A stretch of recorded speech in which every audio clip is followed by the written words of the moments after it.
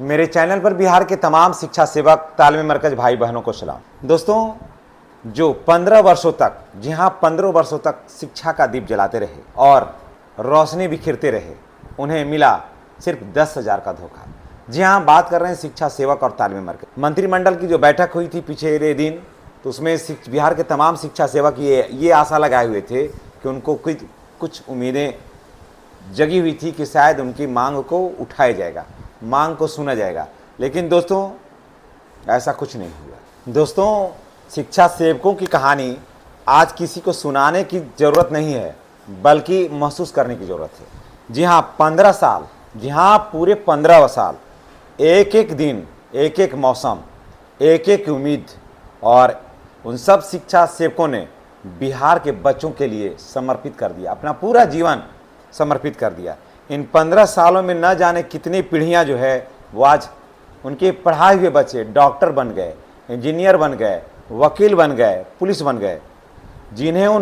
जिसे उन्होंने काका गागा सिखलाया, वो आज भी सिखलाने वाला संघर्ष का जीवन जी रहा है। जब सरकार ने ये योजना बनाया कि हर बच्चे को पढ़ाएंगे, हर बच्चे तक शिक्षा का जो है अलग है उसको पहुंचाएंगे, तब बिहार के हजारों युवा ने सोचा कि हम भी सरकार के इन कड़ी का हिस्सा बनते हैं और बिहार में शिक्षा का बदलाव लाते हैं।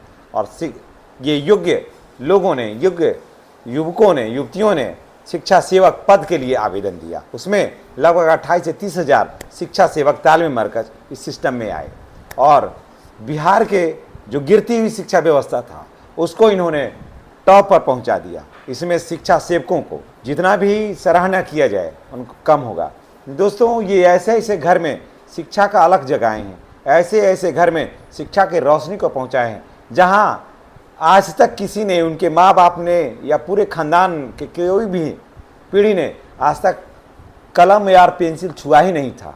उनके हाथों में ये कलम थमाया और वही बच्चे आज देश के और राज्य के विभिन्न पदों पर जाकर के बेहतरीन सेवा दे रहे हैं। लेकिन शिक्षा सेवकों को क्या मिला? 10,000 रुपया। जी हाँ, 10,000 रुपया किस लिए? सिर्फ मोबाइल खरीदने के लिए, ताकि आप ड्यूटी जाइए और मोबाइल ताकते रहिए। यानी कि इनके जीवन का कोई सपना ही नहीं है, इनके अरमान ही नहीं है। आप जरा सोचिए कि अभी कैश इन हैंड 21,000 रुपया मिलता है शिक्षा सेवक को, समझ गए? हाथ में सिर्फ 21,000 रुपया के आसपास मिलता है। आप सोचिए कि जो शिक्षा सेवक थे उनके बच्चे बड़े हो गए, तो क्या 21,000 में इनके बच्चे अब बड़ा होकर के बाहर में पढ़ लेंगे? यहाँ तक तो सरकारी विद्यालय में पढ़े, चलिए ठीक है। अब ये शिक्षा सेवक इतने पैसे में घर बना लेंगे, स्वास्थ्य सेवाएं इनकी हो जाएगी पूरी, क्या इनके बच्चे पढ़ लेंगे इतने में? ज़रा गौर से सोचिए इस बात पर, तब आपको समझ में आएगा शिक्षा सेवकों का दर्द। दोस्तों, साल दर साल बदला, हर साल उम्मीद जगी, हर साल उम्मीद जगी शायद इस बार कुछ मिलेगा। कभी मंत्रिमंडल की बैठकों में उम्मीद जगी, कभी चुनावी मैनिफेस्टो में उम्मीद जगी, लेकिन हर बार नतीजा यही रहा कि अगली बार कुछ सोचेंगे, अगली बार ध्यान देंगे।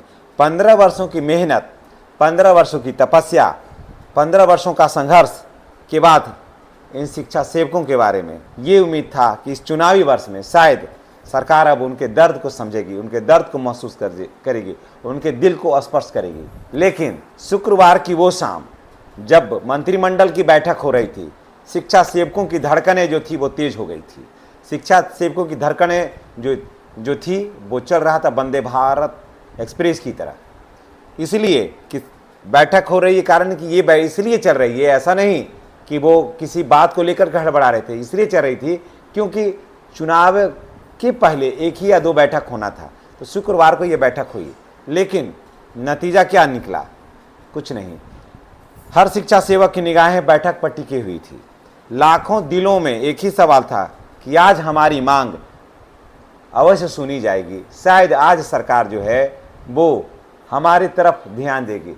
10,000 रुपया सरकार ना देती मोबाइल खरीदने के लिए, बल्कि 3,000 रुपया या 5,000 रुपया प्रति माह इनके वेतन में वृद्धि हो जाती, तो इनके बच्चे बेहतर शिक्षा पाते, बेहतर संस्कार पाते, बेहतर संस्थानों में ये अपने बच्चों को भेजते, ताकि जो जिल्लतें, जो संघर्ष, जो कठिनाइयाँ इन लोगों ने झेला है, इनके बच्चे न झेलें। कारण कि जो शिक्षा सेवक हैं समाज के नीचे वर्ग से आते हैं। जब नीचे वर्ग से आते हैं, इनका मानसिक पीड़ा सरकार को समझना चाहिए था। शिक्षा सेवक जो कि झोपड़ियों से निकल करके स्कूलों तक आए, आज भी बहुत सारे का मैं कहता हूं कि 90% शिक्षा सेवकों के घरों में आप जाइए, देखिए कि हालात क्या है। अगर पक्का का मकान है तो बढ़िया से प्लास्टर नहीं है, अगर प्लास्टर है तो बढ़िया से फर्नीचर नहीं है। जा कर के देखिए, अभी भी फूस का मकान मगध क्षेत्र में इसलिए कहा जाता है कि वो निवारी से बना होता है, उसमें वो रहते हैं, मिट्टी का मकान बना रहता है, समझ गए। ऐसे हालात में रहते हैं लोग। उनके घर में आज भी अगर 2 आदमी चला जाता है तो कुर्सियां नहीं मिल पाती है। ये हालात है, क्योंकि पैसा ही नहीं उतना मिल पाता है। लेकिन ऐसे सारा कुछ में भी हुआ, शिक्षा सेवकों का तालीम मरकज का दर्द को सुनने वाला, समझने वाला कोई नहीं है। मंत्रिमंडल की बैठकें कई दौर की चली हैं, लेकिन सारी उम्मीदें धरी की धरी रह गई।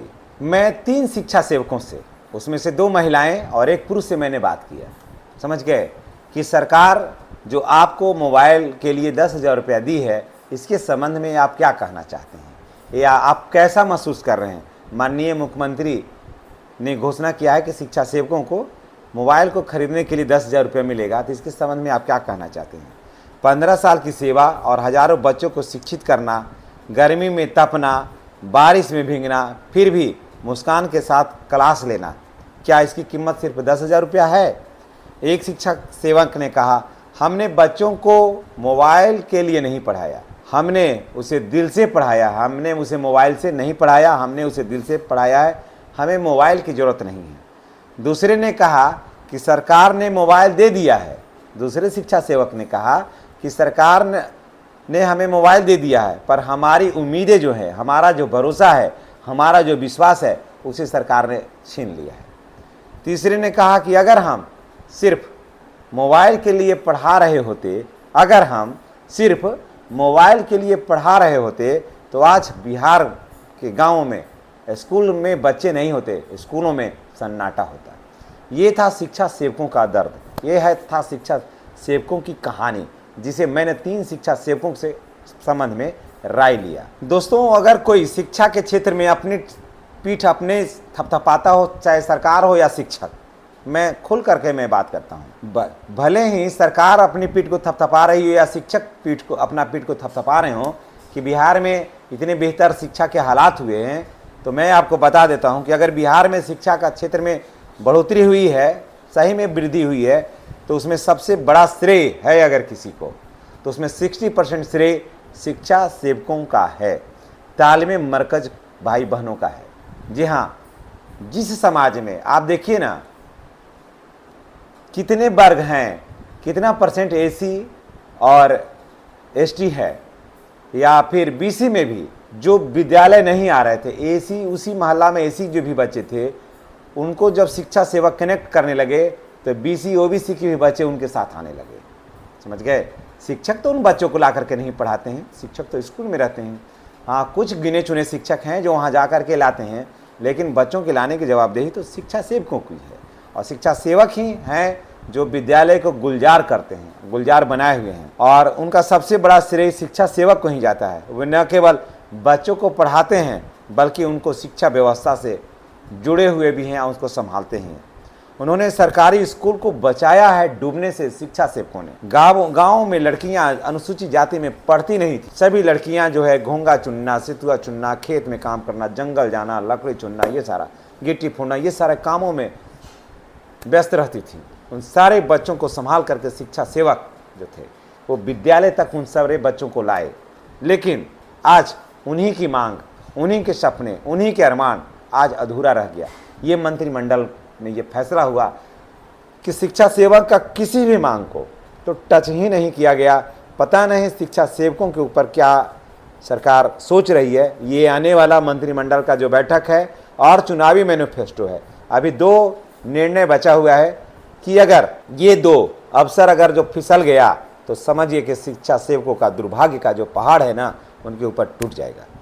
और आने वाला 5 साल तक एकदम निश्चित रूप से मैं कहता हूँ, नहीं तो 4 साल तो निश्चित रूप से फिर शिक्षा सेवकों का वेतन तो नहीं बढ़ेगा, कुछ सुविधाएं बढ़ जाए, उनकी मांग को नहीं सुन पाएगा।